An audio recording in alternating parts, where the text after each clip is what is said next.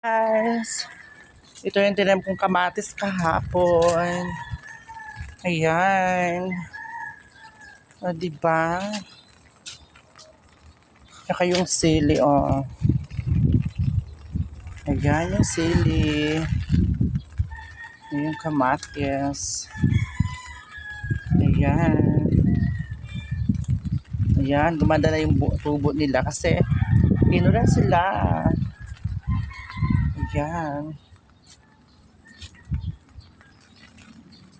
Ayan. And turnis ha, yung talbos. Oh wow, fresh. Fresh na fresh. Oh, diba? Kahapon ko lang siya tinanim, tas inulan. Oh. Bangga. Diba? Mga ilang araw niyan, tataba niya. Ayan. Ay, hindi ko pala tanim yung alugbati. Nakalimutan ko siya.